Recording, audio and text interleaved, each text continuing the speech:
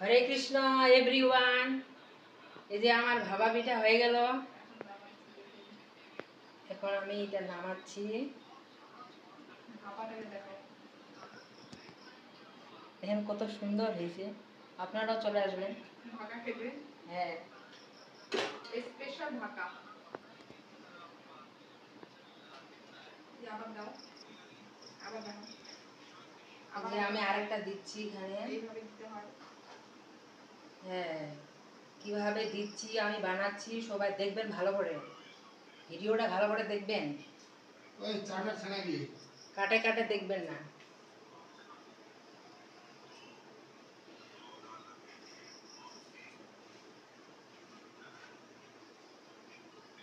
সবাই শুরু থেকে দেখবেন, তাহলে বুঝতে পারবেন কিভাবে বানাইতে হয়। কাটে কাটে দেখলে কিন্তু বুঝতে পারবেন না।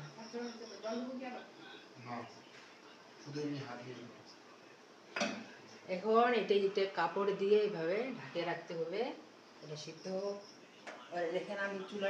হরে কৃষ্ণ। এই দেখেন এখানে মাতাজিটা ভাপা পিঠার জন্য তৈরি করতেছে, মানে চাউলের আটাটা কিভাবে করতে হয় এটা দেখেন,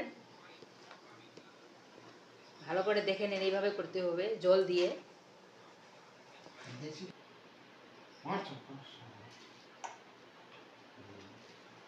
এই যে আমি এটা সাজাচ্ছি ভাপা পিঠা, কিভাবে সাজাইতে হয় দেখেন। প্রথমে আমি এখানে চাউলের গুঁড়াটা দিলাম, তারপরে মধ্যখানে এই যে গুড়টা দিচ্ছি।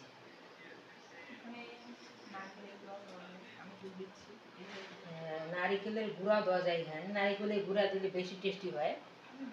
তো আমি তো নিয়ে আসি নাই, ওই জন্য শর্টকাটে বানাচ্ছি।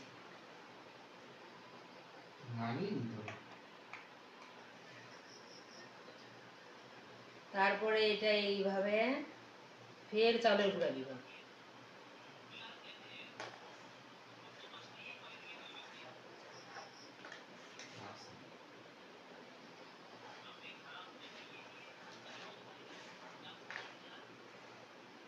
হয়ে গেল।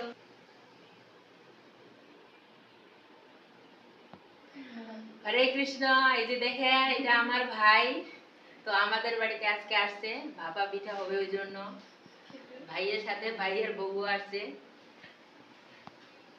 প্রথমে দেখাইছি ভাইয়ের বউকে, এখন ভাইকে দেখাচ্ছি। হরে কৃষ্ণ এভরিওয়ান। সবাই লাইক কমেন্ট শেয়ার করবেন, সবাই লাইক কমেন্ট শেয়ার করবেন। কি টেস্ট! আহারে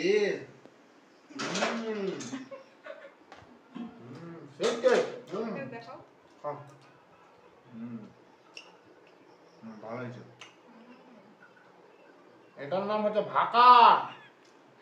এই যে ভাকা ভাকা, এই যে ভাকা খাও, সবাই মিলে ভাকা খাও, হেভি টেস্ট। যে একবার খাবে সে বারবার খেতে চাইবে। খুব সুন্দর হয়েছে, বাহ।